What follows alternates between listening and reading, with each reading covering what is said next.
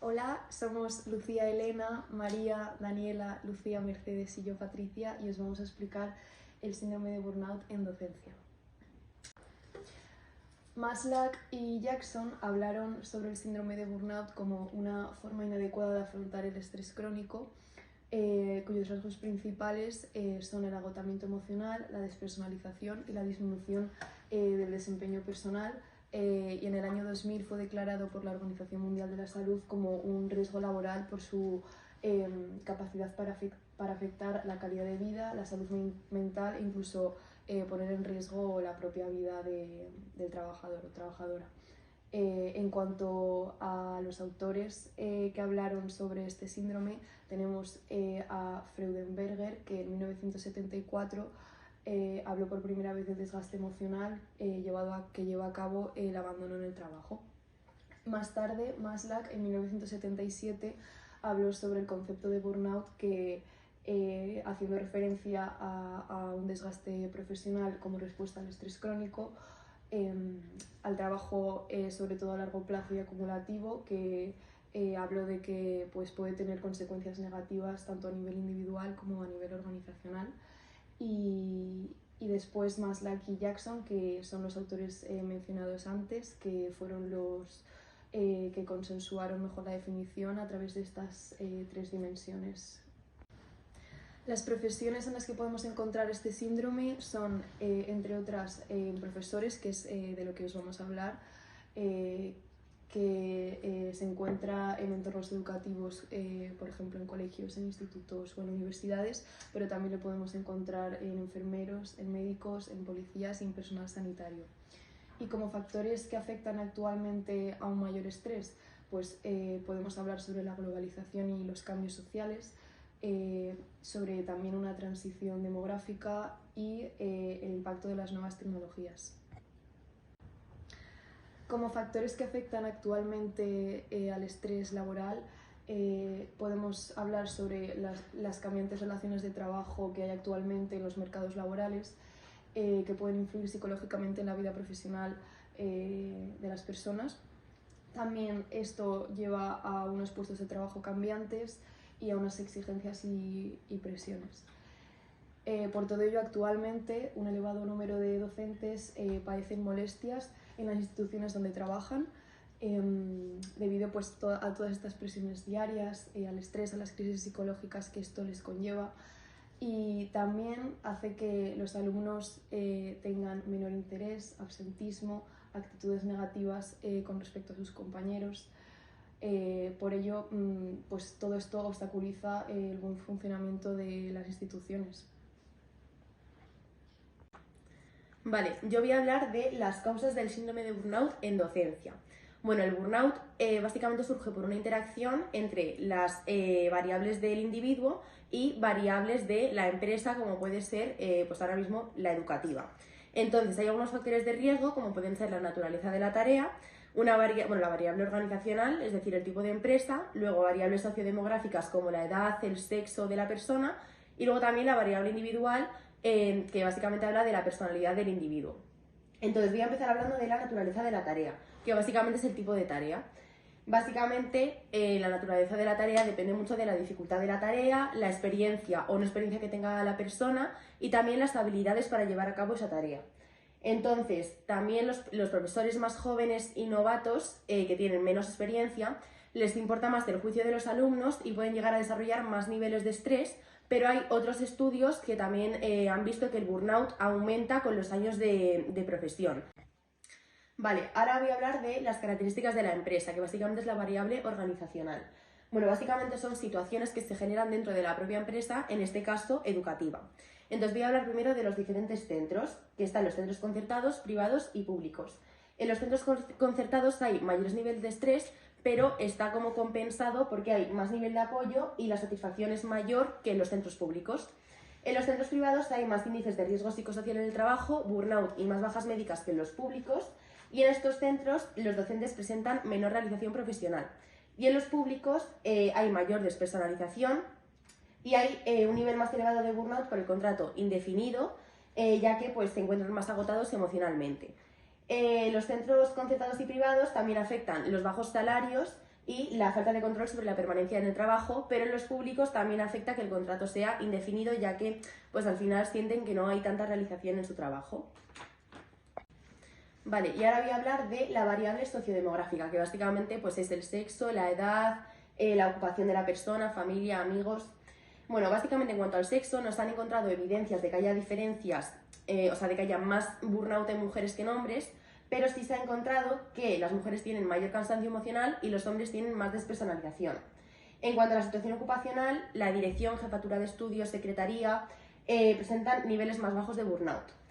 Y en cuanto a la familia, el tener una familia sana reduce el síndrome de burnout porque proporciona apoyo, aumenta la autoestima del sujeto, hay más energía, más recursos emocionales. Y también el tener una red de apoyo social, pues también básicamente fomenta el no padecimiento del burnout, ya que sirve como de amortiguador de situaciones estresantes. Y ahora por último voy a hablar de la variable individual, que bueno, no existe un perfil determinado que, o sea, de personas que padezcan más burnout, pero sí que hay rasgos de personalidad que proporcionan que la persona pueda padecer burnout más fácilmente. Entonces, algunas características que motivan a la aparición del burnout es una alta motivación para la ayuda, un alto grado de empatía, una baja autoestima, sobreimplicación emocional, locus de control externo, expectativas poco realistas, baja autoeficacia y reducidas habilidades sociales. Entonces voy a hablar de los diferentes tipos de personalidad. Está la personalidad tipo A, la personalidad tipo B y la personalidad tipo C. La personalidad tipo A son básicamente personas con agresividad, competitividad, impaciencia, habla rápida, irritabilidad, hostilidad y tensión muscular. Estas personas están muy entregadas a su trabajo y perciben como una amenaza todo básicamente de perder el control externo. Y están entregadas a su trabajo y entonces por eso mismo descuidan otros aspectos de su vida como su familia y amigos. Vale, en cuanto a la personalidad tipo B, básicamente realizan las tareas con competencia, sin necesidad de control ambiental ni éxito permanente. Y la personalidad tipo C suelen ser personas que suelen padecer cáncer y son personas que tienen como un estilo muy pasivo y cooperativo y tienen una escasa expresión al exterior. Entonces hay una peor evolución frente al estrés, ya que no hay tanta expresión al exterior de su malestar, de sus síntomas, de sus problemas. O sea, lo que pasa aquí básicamente es que se lo tragan todo. Y en cuanto a algunas variables protectoras, son pues el sentido del humor, como por ejemplo pues hacer reír a otras personas, reducir los conflictos y favorecer la regulación emocional, alto nivel de autoeficacia, autoestima, red de apoyo social y locus de control interno. En cuanto al locus de control, el tener un locus de control interno, como ya he dicho, es un factor de protección en el síndrome de burnout, ya que pues, los éxitos y fracasos se los atribuyen a sus propias acciones, valoran el esfuerzo y la responsabilidad personal y son menos dependientes, menos ansiosos, todo eso. Y el locus de control externo atribuye sus éxitos y fracasos al exterior y pueden padecer indefensión aprendida y síndrome de burnout. Vale, con respecto a las consecuencias del burnout, este síndrome, según Gilmonte y colaboradores, aparece cuando fallan las estrategias de afrontamiento de la persona, lo que supone una sensación de fracaso profesional y fracaso en las relaciones interpersonales con los alumnos. En esta situación, las respuestas desarrolladas son sentimientos de baja realización personal en el trabajo, agotamiento emocional y despersonalización, ya que la despersonalización es la causa de las dos anteriores. Por tanto, desde un enfoque psicosocial, el fenómeno se ha conceptualizado pues, como un conjunto de estas tres variables.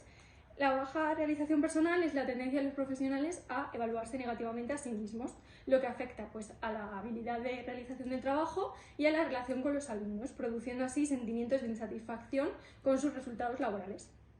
Por su parte, en el agotamiento emocional se produce un agotamiento de los recursos emocionales y de la energía propia del trabajador, ya que esto ocurre por el contacto mantenido con las personas a las que atender como objeto de trabajo, que en este sentido pues, es el alumnado. Y por último, la despersonalización pues, son sentimientos negativos y conductas y actitudes de cinismo hacia las personas destinatarias del trabajo, que en este caso son los alumnos, ya que son vistas de manera deshumanizada y en los profesionales se produce un endurecimiento afectivo. Vale, la forma de manifestarse de todo lo anterior se expresa en unos síntomas específicos, donde los más habituales son psicosomáticos, conductuales, emocionales, laborales y psicológicos. Dentro de los psicosomáticos pues, se encuentran problemas cardiorrespiratorios, fatiga crónica, trastornos del sueño, úlceras, trastornos y desórdenes gástricos, tensión muscular, mareos o vértigos, entre otros.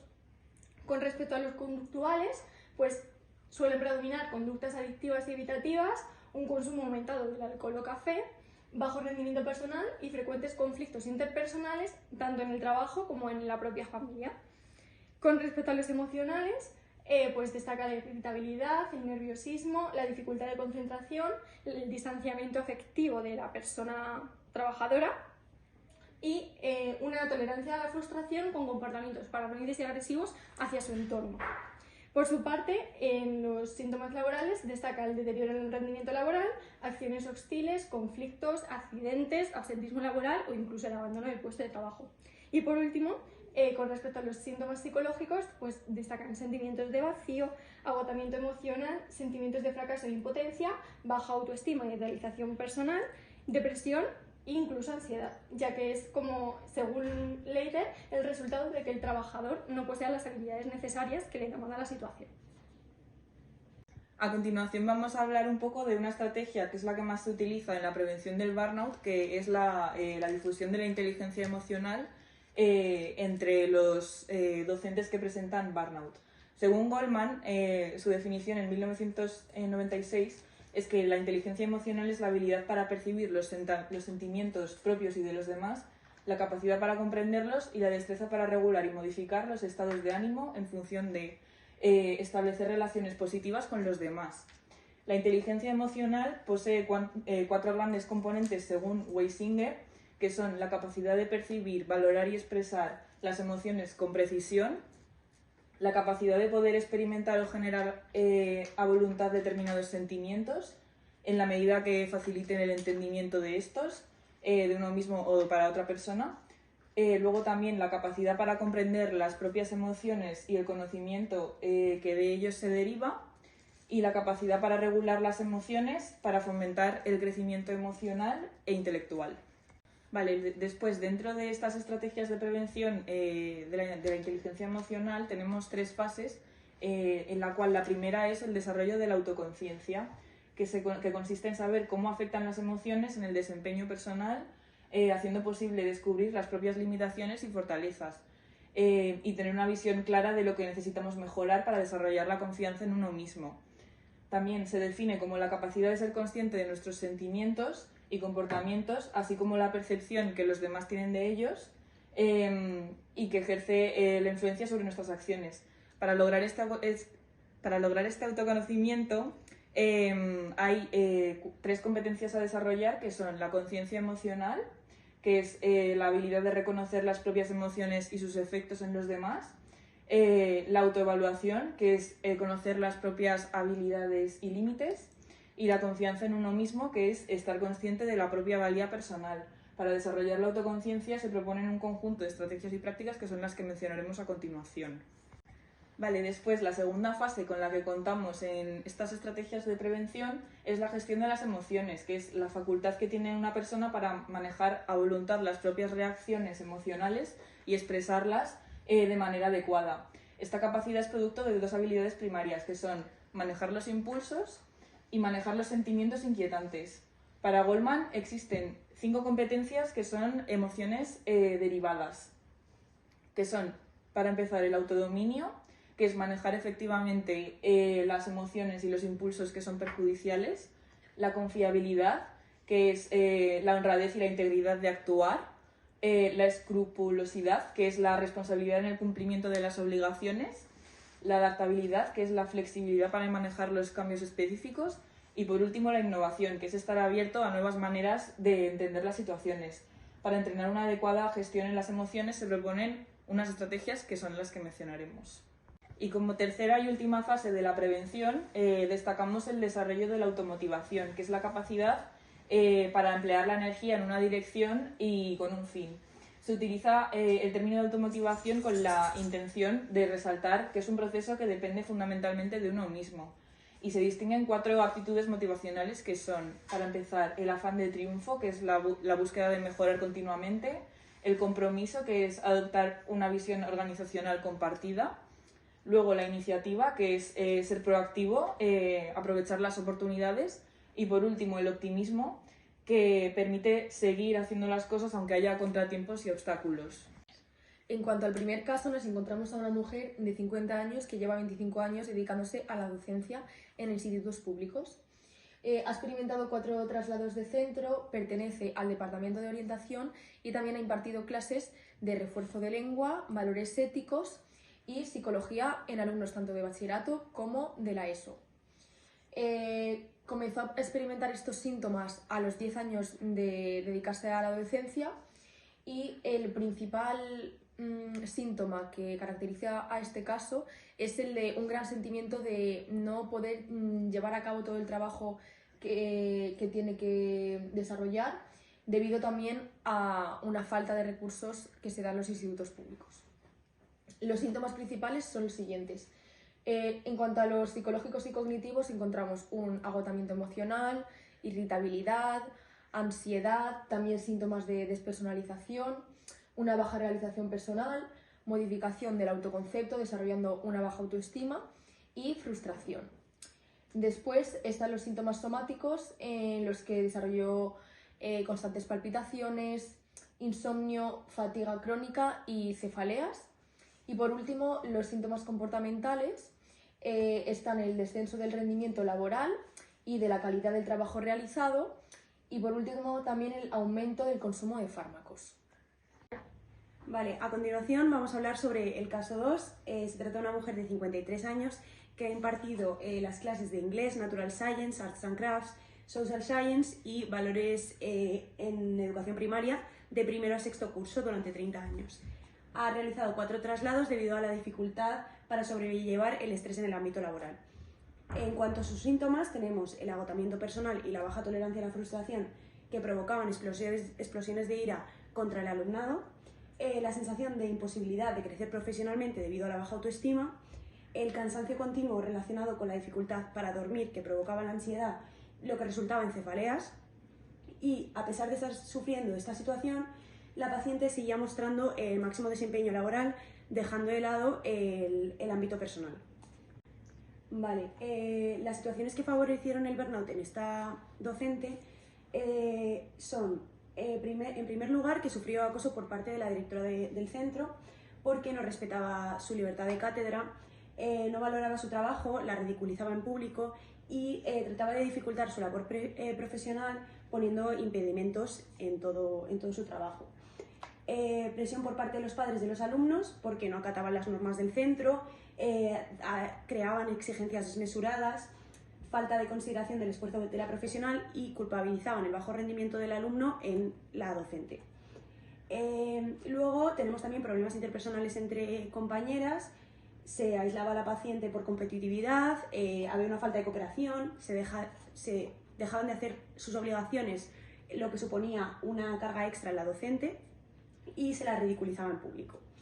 Luego, por otro lado, también contribuía a la falta de recursos materiales y de personal debido a la escasez de presupuesto.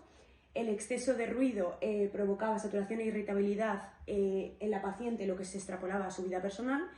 Y luego, las altas temperaturas dentro de las aulas dificultaban la docencia. Siguiendo por la evaluación, el primer test creado para evaluar el burnout en los docentes fue creado por Dworkin y Dworkin en 1976. Este cuestionario constaba de 8 ítems que estaban divididos en 4 variables, y las variables eran de carácter cognitivo. Estas son la falta de significado, la falta de control, la ausencia de norma y el aislamiento. Pero nosotras nos vamos a centrar en los 2 cuestionarios más utilizados para la evaluación del burnout en la docencia.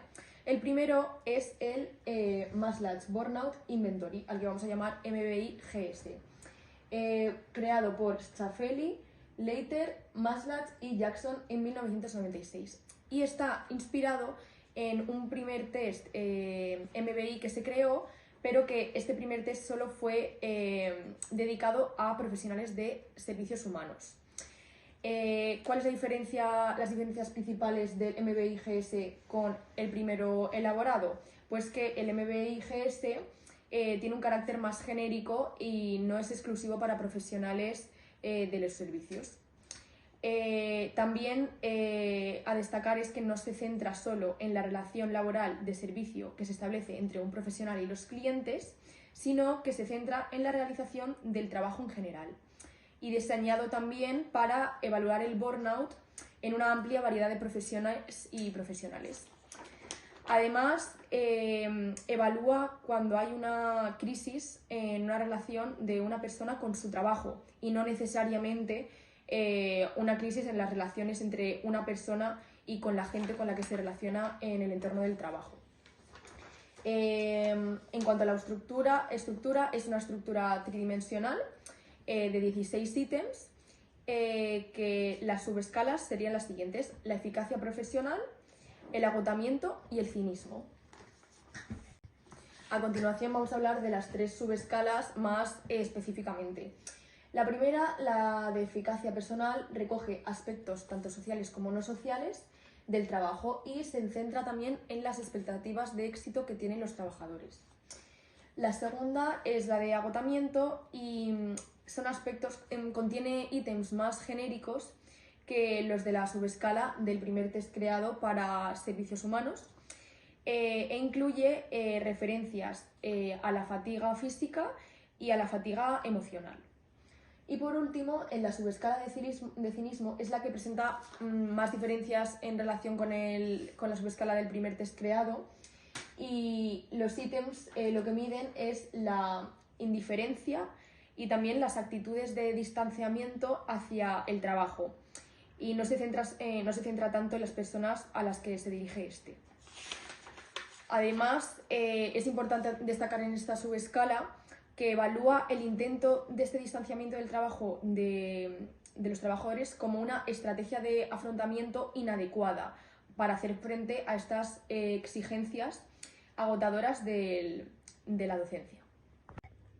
Aunque el uso del MBI en forma educativa continúa siendo una referencia obligada, parece conveniente utilizar otros instrumentos para complementar el poder obtener una visión más exhaustiva y global del proceso de burnout.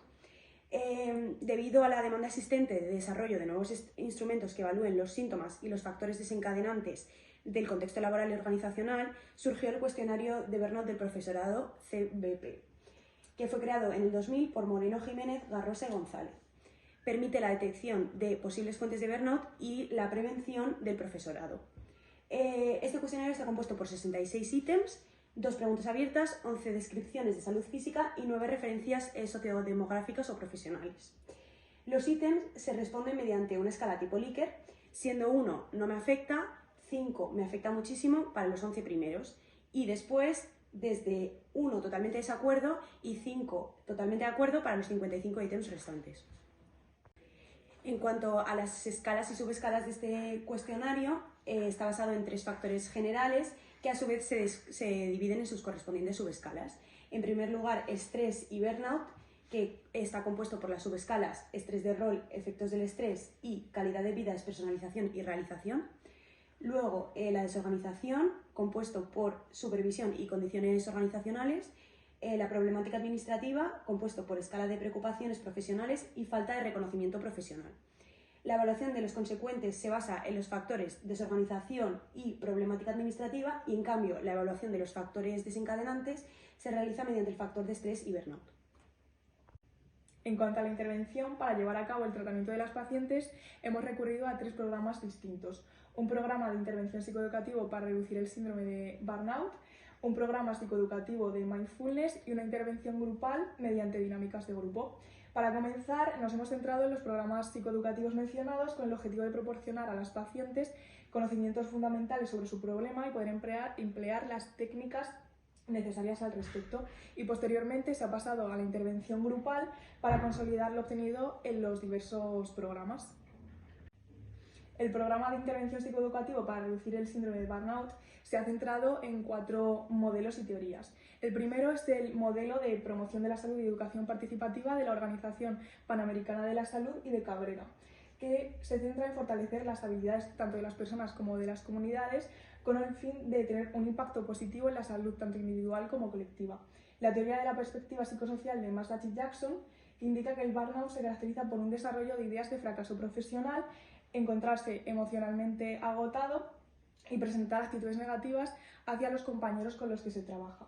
La teoría organizacional de Golembiewski indica que el individuo pierde interés y compromiso inicial debido a la presión y estrés que experimenta en el trabajo, y la teoría de afrontamiento de estrés de Peiró y Salvador indica que los recursos de afrontamiento pueden regular esas consecuencias tan negativas del estrés.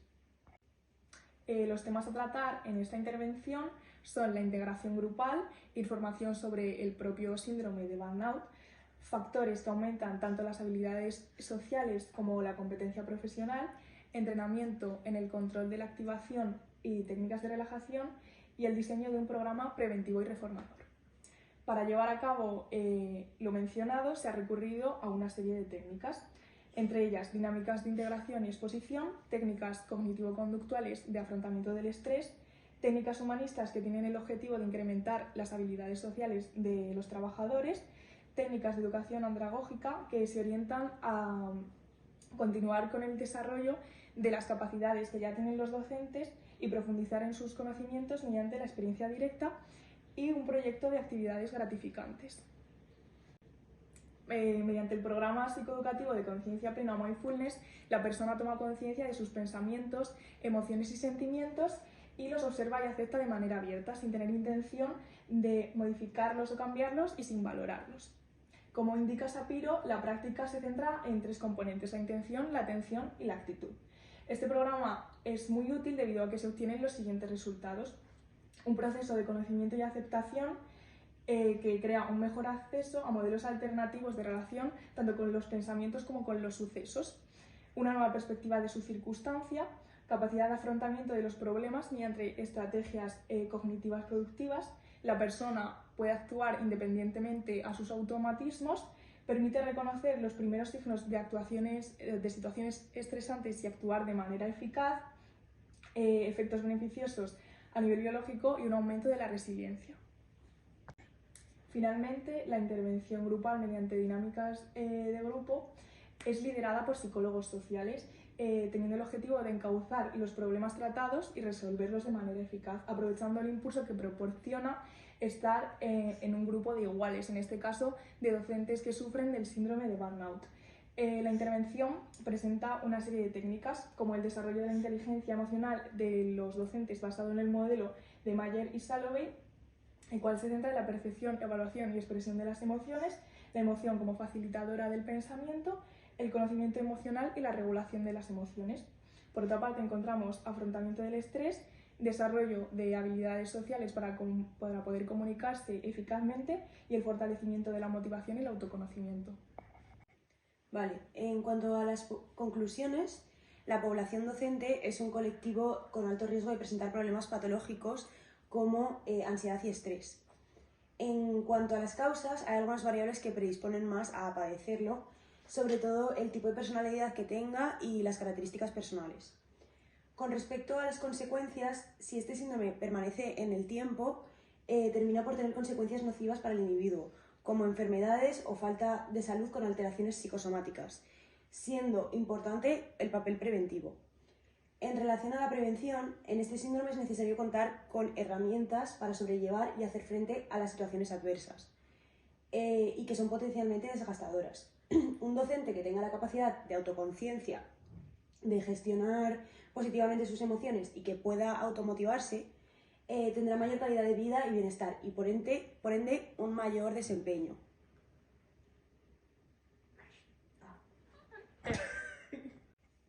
En cuanto a la intervención, los diferentes programas e intervención han logrado cambios significativos en las 3 dimensiones de cansancio emocional, despersonalización y baja realización personal, siendo especialmente relevante la primera de ellas. Es necesario desarrollar nuevos estudios y medidas que ayuden a prevenir este síndrome cada vez más común entre los diferentes profesionales. Y a continuación, esta es nuestra bibliografía